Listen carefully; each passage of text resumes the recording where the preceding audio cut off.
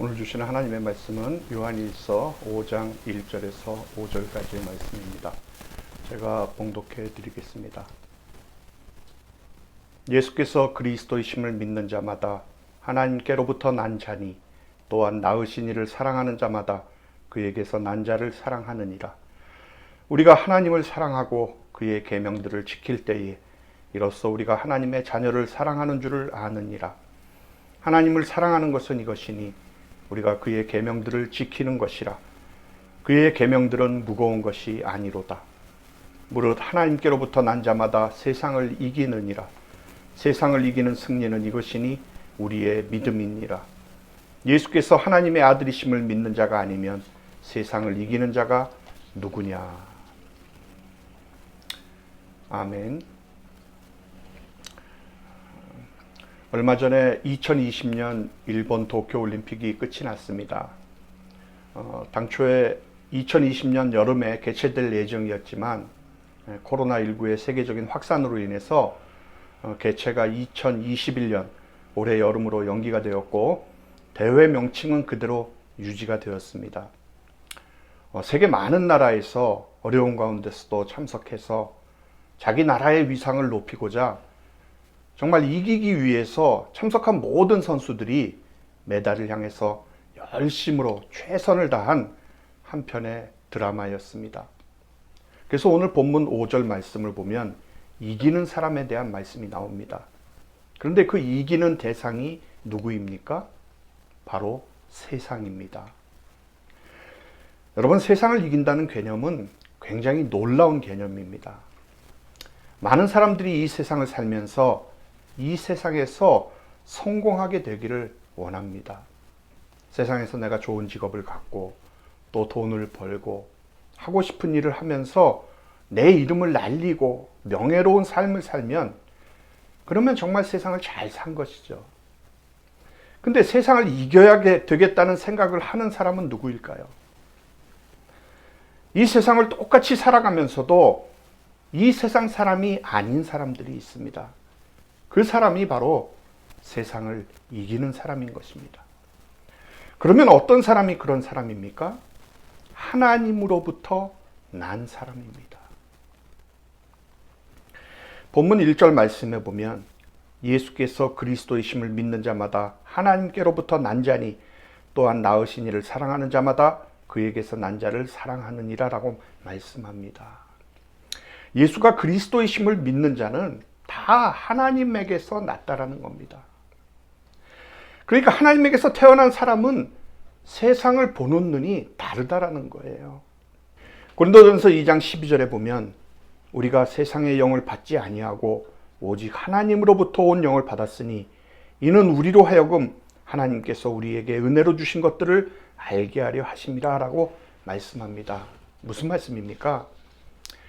이 세상에는 사람이 두 부류로 나뉘는데 하나는 세상의 영을 받은 사람과 하나님으로부터 온 영을 받은 사람으로 이렇게 나뉩니다. 하나님으로부터 온 영을 받은 사람은 하나님이 은혜로 주신 것을 알게 된다고 합니다. 그래서 우리가 세상 사람과 하나님의 자녀로 구분을 하는 것입니다. 세상 사람들은 세상의 영을 받은 사람이고 하나님의 자녀는 하나님의 영을 받은 사람입니다. 그러니까 하나님의 영을 받은 사람은 하나님의 은혜로 주신 것을 알게 되는데 하나님이 우리에게 주신 가장 놀라운 은혜가 바로 하나님의 나라입니다. 그렇기 때문에 세상은 성공의 대상이 아니라 이겨야 될 대상이 되는 겁니다. 내가 세상에서 성공해야 되겠다라는 이 생각보다는 내가 세상에서 이겨야 된다라는 생각을 하게 된다라는 거예요. 본문 4절 말씀을 보겠습니다. 무릇 하나님께로부터 난 자마다 세상을 이기느니라. 세상을 이기는 승리는 이것이니 우리의 믿음이니라. 세상을 이기는 승리가 뭐라고요? 우리의 믿음이니라. 아멘이십니까? 자, 오늘 이 시간에 여러분은 여러분들이 그동안 한 번도 진지하게 생각하지 않았던 주제에 대해서 지금 도전을 받고 계시는 것입니다. 세상은 성공해야 되는 것이냐? 이겨야 되는 것이냐? 여러분, 세상을 이긴다는 것은 어떤 의미가 있는 것일까요? 사도 요한이 오늘 본문에서 말하고 있는 세상은 좁은 의미로는 초대교회 당시에 그리스도인들을 핍박하던 핍박자들을 말합니다. 예수를 믿는 사람들을 처음에 교회가 세워질 때부터 핍박을 받았습니다. 지금도 전 세계에서 가장 핍박을 받는 종교가 기독교이고 가장 많은 순교자를 내고 있는 종교가 바로 기독교입니다. 우리가 그것을 지금 실감하고 있지는 못해서 그렇지 전 세계적으로 기독교인들은 엄청난 핍박을 지금 받고 있습니다. 세상이 그렇게 하는 겁니다.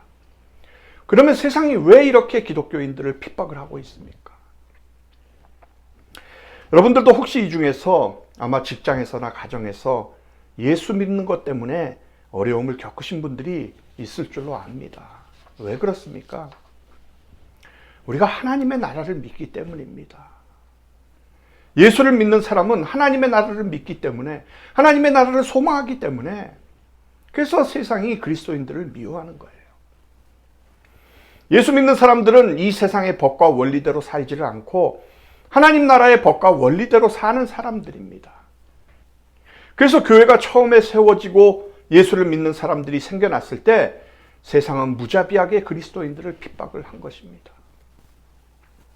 세상이 그리스도인들을 핍박하는 목적은 괴롭히기 위해서, 또 고통을 주기 위해서, 그래서 핍박을 주는 것이 아니라 세상이 요구하는 것은 하나님 나라를 믿지 말라는 거예요. 하나님 나라의 백성이라고 생각하지 말라는 겁니다. 예수님을 왕이라고 생각하지 말라는 것입니다. 그저 세상에서 동화돼서 세상 법대로, 세상 원리대로 그렇게 살라라는 것이죠. 그래서 우리가 예수 믿는 것을 포기하고 하나님 나라를 믿지 않고 하나님의 백성으로 살지 않게 되면 세상은 더 이상 우리를 핍박하지 않습니다. 그렇기 때문에 우리는 정신을 똑바로 차려야 합니다. 여러분, 우리는 하나님 나라의 백성입니다. 그래서 이 세상에서의 성공이 우리에게는 중요한 것이 아니고 이기는 것이 중요한 것입니다. 사랑하는 여러분, 세상은 우리에게 하나님의 백성인 것을 포기하게 하려고 하기 때문에 때로는 핍박이 아니라 유혹을 줄 때도 있습니다. 그게 더 무섭습니다. 우리 그리스도인들은 핍박을 당할 때 오히려 믿음이 더 커지게 됩니다. 세상에서 실패하고 세상에서 다 무너졌을 때 그때 오히려 우리에게는 하나님의 나라를 보는 눈이 그제서야 열리게 되는 것입니다. 그러게 어떤 때는 환난을 당하고 핍박을 당하고 실패를 했던 것이 우리에게 유익하기도 합니다. 왜요? 하나님 나라의 눈이 열리게 되는 계기가 되었기 때문에. 그래서 마귀는 세상을 통해서 그리스도인들에게 오히려 유혹을 가져오는 겁니다. 그 유혹이 무엇입니까? 세상에서 성공하라는 거예요. 성공해라. 세상에서 돈 벌고 잘 살라는 거예요. 세상 재미를 마음껏 즐기라는 거예요.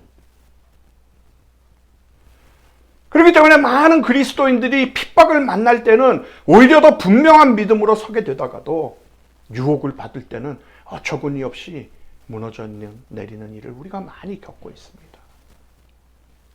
여러분, 예수님께서 재림에 오실 때 걱정하는 것이 있으셨습니다.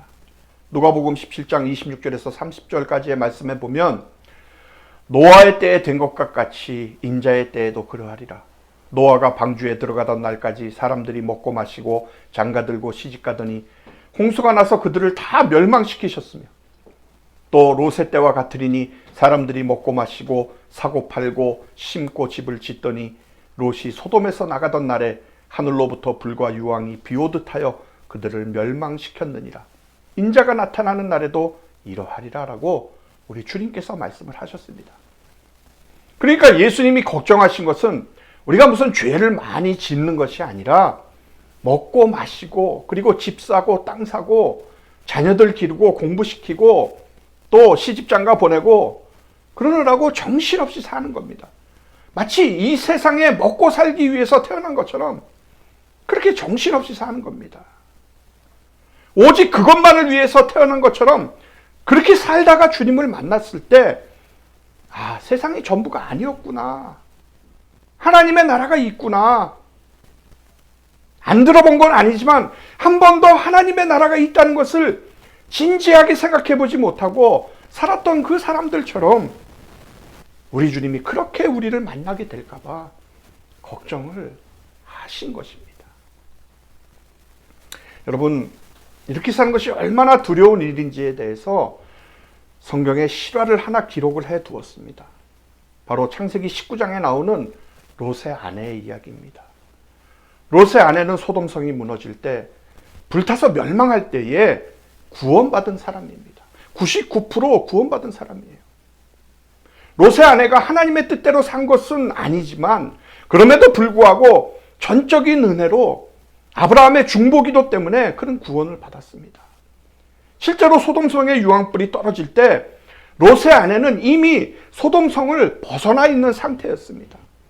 그러니까 99% 구원을 받은 것이죠. 그런데도 롯의 아내는 멸망했습니다. 하나님께서 롯의 아내에게 이제 소돔성에 유황불이 내리게 될 테인데 너는 빨리 소돔성을 떠나서 가까이에 있는 소활성으로 가라. 그러면 너를 구원해 줄 것이다. 그 대신에 한 가지 하나님이 명령하신 것이 있습니다.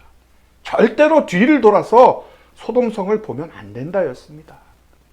무슨 소리가 들리든지 무슨 일이 일어나든지 절대로 뒤를 돌아보면 넌 죽는다. 넌 그냥 앞만 보고 달려가라.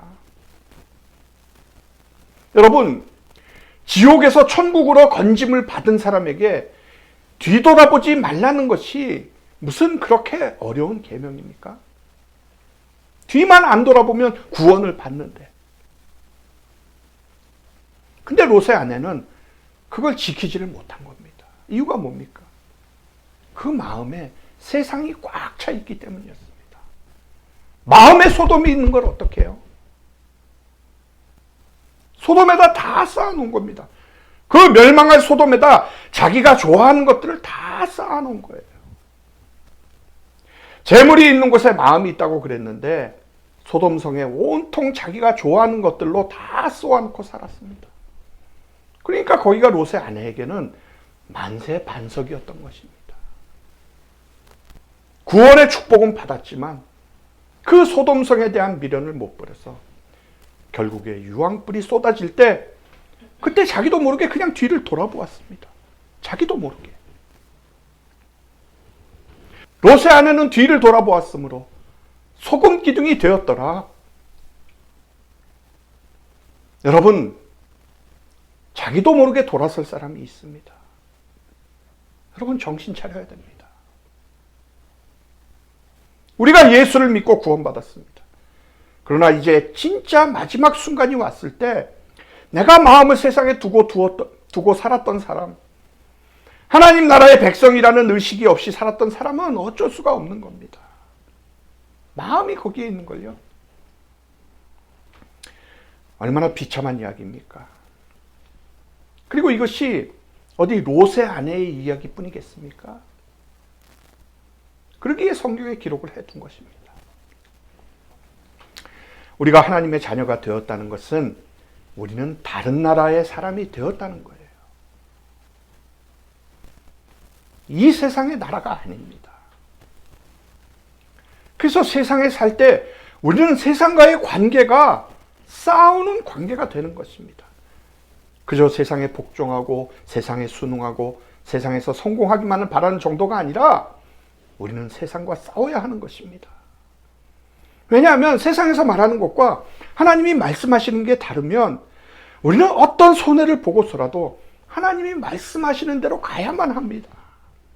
그래서 때때로 세상의 것을 버리라라고 하시면 버려야지요. 이것이 바로 세상을 이기는 것입니다. 사랑하는 여러분, 세상에서는 사람과 사람이 만나면 얼마나 이 사람이 성공했는가를 봅니다. 그러나 하나님은 세상에 성공한 것에 대해서는 관심이 없으십니다. 하나님의 관심은 무엇입니까? 하나님의 관심은 이기는 것입니다. 이기는 거예요. 네가 이겼느냐? 네가 이겼느냐를 물어보시는 겁니다. 그래서 요한계시록 2장과 3장에 보면 이기는 자에게 주시는 축복을 쭉 나열을 하고 있습니다.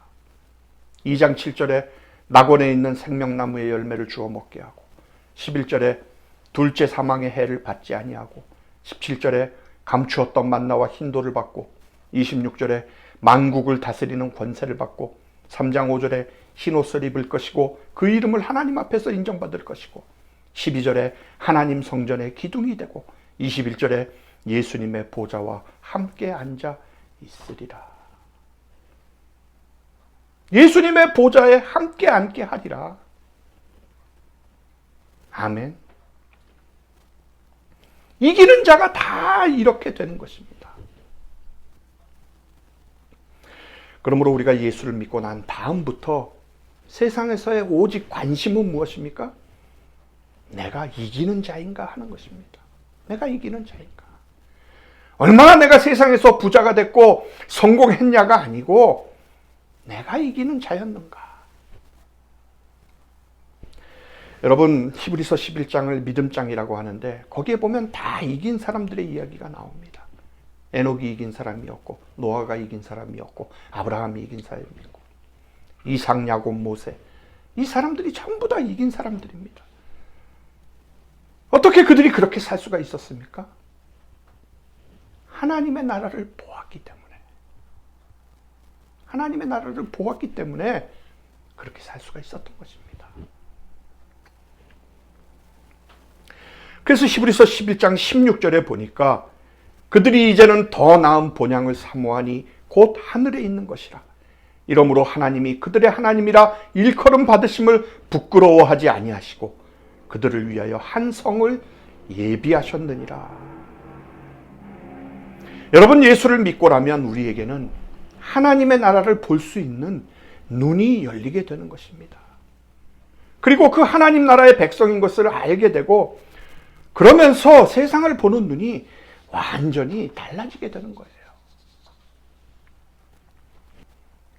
우리가 예수를 믿으면 그러면 우리는 세상에 순응하는 자가 아니라 세상을 이기는 자입니다.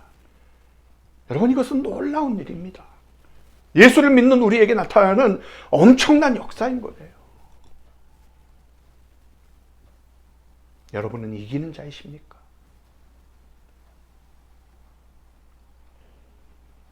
감히 누가 도대체 세상을 이기겠다고 이렇게 나서겠습니까? 바로 나다. 예수를 믿는 내가 세상을 이기겠다.